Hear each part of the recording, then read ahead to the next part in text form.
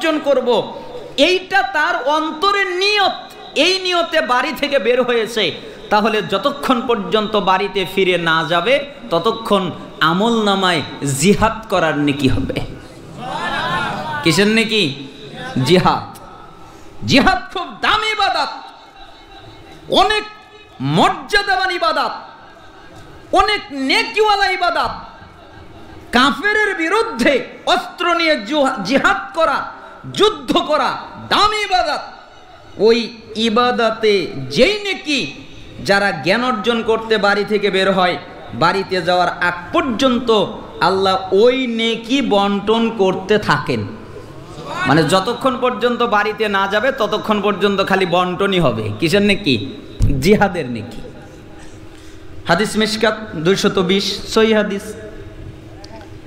আল মুআজামুল কাবীর, আমার কাছে আরবি দুটা নুসখা আছে পৃথিবীর সবচেয়ে প্রসিদ্ধ বৈরুতের। একটা নুসখা হলো 639 নম্বর হাদিস, আরেকটি নুসখা হইল 641 নম্বর হাদিস। রাসূল সাল্লাল্লাহু আলাইহি ওয়াসাল্লাম বলেন, কেউ যদি কোনো দ্বীনি বৈঠকে যায় যেখানে কোরআনের আলোচনা হয়, যেখানে সুন্নাহর আলোচনা হয়, পুরুষ হোক নারী হোক প্রত্যেকের জন্য আলাদা নয়, একই, যাওয়ার পরে তারা তিনটা কাজ করে।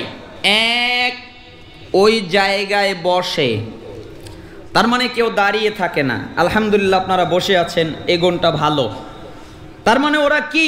বসে।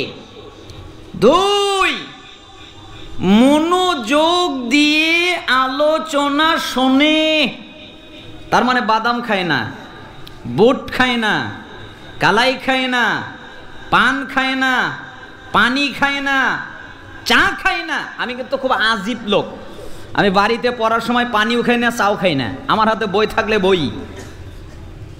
আর বক্তব্যের মাঠেও তাই, আমার বক্তব্যের মাঠে চাও লাগে না, পানিও লাগে না। আমার কণ্ঠ মাঝে মধ্যে কষ্টকর হয়ে যায়, তারপরেও আমি পানি পান করি না, চা পান করি না। কেন? হাদিসের সাথে বেয়াদবি হয়ে যাবে, এটা আমি বুঝি। আপনি বোঝেন কিনা তা আমার জানা নেই। দুই, যারা মনোযোগ দিয়ে জ্ঞান অর্জন করে। তিন, শেষ পর্যন্ত থাকে, তার মানে যেই বৈঠকটা, ওই বৈঠকটা যতক্ষণ পর্যন্ত শেষ না হয় ততক্ষণ পর্যন্ত থাকে। কয়টা কাজ? জোরে বলেন, কয়টা কাজ? তিনটা। এক, বসা। দুই, মনোযোগ দিয়ে আলোচনা শোনা। তিন, শেষ পর্যন্ত থাকা। আল্লাহ তাআলা বলেন, মুহাম্মদ তুমি বলো। কি বলবো? তুমি বলো, কদ গফরাল্লাহু লাকুম যুনুবাকুম, যারা বসেছে, মনোযোগ দিয়ে আলোচনা শুনেছে, শেষ পর্যন্ত থেকেছে, আমি আল্লাহ তাদের অতীত জীবনের যত পাপ আছে সব মাফ করে দিয়েছি। ওদের কোনো পাপ নেই। পাপ করতে করতে করতে করতে আসমান জমিন ভরে গেছে, এটা আমার দেখার বিষয় নয়। কত পাপ করেছে এটা আমার দেখার বিষয় নয়। কত অন্যায় করেছে এটা আমার দেখার বিষয় নয়। কত জুলম করেছে এটা আমার দেখার বিষয় নয়। এটা আমি দেখব না। যখন এই তিন কাজ করেছে আমি ওর যত পাপ আছে সব মাফ করে দিয়েছি। তুমি আরো বলো। আল্লাহ আর কি বলবো? আরেকটা বলো, ওয়াবুদ্দিলাত সাইয়্যাতিকুম হাসানাত, আমি তাদের পাপকে নেকি বানিয়ে দিয়েছি। পাপ নেকি, আজীব কথা না? পাপ নেকি।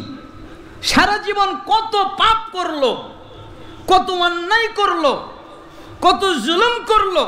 এখানে সালাফরা একটা ব্যাখ্যা দিয়েছেন, সেটা হলো কাবিরা গুনাহ ছাড়া। কারণ কাবিরা গুনাহ মাফ নেওয়ার জন্য তওবার শর্ত রয়েছে।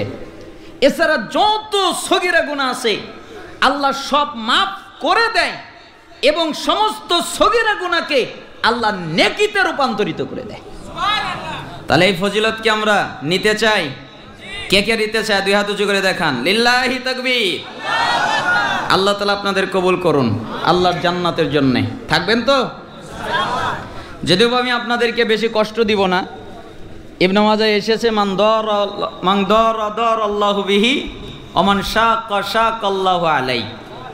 যে ব্যক্তি মানুষকে কষ্ট দেয় আল্লাহ তাকে কষ্ট দেয়, আর যে ব্যক্তি মানুষকে বিপদে ফেলে আল্লাহ তাকে বিপদে ফেলে। এই জন্য আপনাদেরকে অনেকক্ষণ সময় আমি আটকিয়ে রাখবো না, যেহেতু অনেক গভীর রাত্রে আমাকে দিয়েছেন। এমনিও এখন ফজরের সালাত 4টার কিছুক্ষণ পরেই, তাই না? তা আপনাদের আবার ঘুমাতে হবে, সালাত আদায় করতে হবে। তো আমার বক্তব্যের জন্য যদি আপনাদের নামাজ নষ্ট হয়ে যায় তাহলে আমার তো হিসাব দিতে হবেই, আমার তো হিসাব দেওয়ার ক্ষমতা নেই আল্লাহর কাছে। এই জন্য আমি সময়ের প্রতি লক্ষ্য করে আপনাদের সামনে হয়তো বা বেশি নসিহত করতে পারবো না, অল্প কিছু নসিহত করব। তার একটা নসিহত প্রথম, এই নসিহতটা হলো আজীব নসিহত। আমি জীবনে কোনোদিন পড়িনি, আমি কোনোদিন শুনিনি, কিন্তু আমার আবার একটা অভ্যাস হচ্ছে দুর্লভ কিতাব, যে কিতাবগুলো প্রাচীন দুর্লভ, অনুবাদ হয়নি, পড়াশোনা তেমন করা হয়নি, পরিচিত না, এই সমস্ত কিতাবাদি আমি আবার বেশি পড়ি। কেন? নতুন কিছু হাদিস জানার জন্যে। তো এরকম একটা হাদিস এসেছে হাকেমে 7921 নম্বর হাদিস। হাদিসটার সনদ সহি, আলবানী রহিমাহুল্লাহ সহি বলেছেন, এবং তিনি সিলসিলায়ে সহিহায়েও হাদিসটা নিয়ে এসেছেন। এই হাদিসটাকে মুহাদ্দিসিনে কেরাম বলেন জিবরাইলের নসিহাত। কার নসিহাত? জিবরাইলের। সারা জীবন কত নসিহাত শুনলেন, বক্তা নসিহাত করে। আল্লাহ পবিত্র কোরআনে যতগুলো আয়াত দিয়েছেন প্রত্যেকটা আয়াত এক একটা নসিহাত। যতগুলো হাদিস এসেছে প্রত্যেকটা হাদিস এক একটা নসিহাত। হাদিসের মধ্যে হাদিসে জিবরাইলও আছে, কিন্তু এটা একটা আজীব নসিহাত, যেই নসিহাত জিবরাইল আমিন সরাসরি মুহাম্মদ সাল্লাল্লাহু আলাইহি সাল্লামকে করছে, আমাকে নয়, আপনাকে নয়। এর অর্থ এটা নয় যে ওই হাদিসটা আমাদের জন্য নয়, আমাদের জন্য, কিন্তু জিবরাইল আমিন সরাসরি মুহাম্মদ সাল্লাল্লাহু আলাইহি সাল্লামকে নসিহত করছেন, আমাকে সরাসরি করছেন না। বলছেন না আপনার উম্মতকে বলেন, আপনার উম্মতকে জানিয়ে দেন, আপনার উম্মতের কাছে পৌঁছিয়ে দেন, এরকম বাক্য বলছেন না। সরাসরি জিবরাইল আমিন মুহাম্মদ সাল্লাল্লাহু আলাইহি সাল্লামের কাছে আসলেন, আসার পরে বললেন জা জিবরিল আলাইহিস সালাম ইলান নবী সাল্লাল্লাহু আলাইহি ওয়াসাল্লাম। সাহল ইবনে সাদ রাদিয়াল্লাহু আনহু বর্ণনাকারী যে জিবরাইল আমিন আল্লাহর নবী সাল্লাল্লাহু আলাইহি সাল্লামের কাছে আসলো।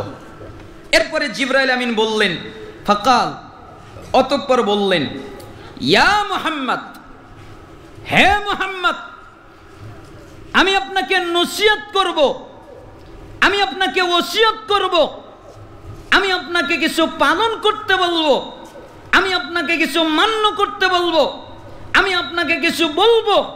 ইয়া মুহাম্মদ, হে মুহাম্মদ, আমি আপনাকে নসিহত করব। তো মুহাম্মদ সাল্লাল্লাহু আলাইহি সাল্লাম কি আর না করতে পারেন? তিনি বললেন বলেন। তো জিবরাইল আমিন বললেন ইসমা শিতা ফা ইন্নাকা মাইয়িতুন, হে নবী আপনি যতদিন খুশি জীবন যাপন করেন, কিন্তু মনে রাখেন আপনি মৃত্যুবরণ করবেন।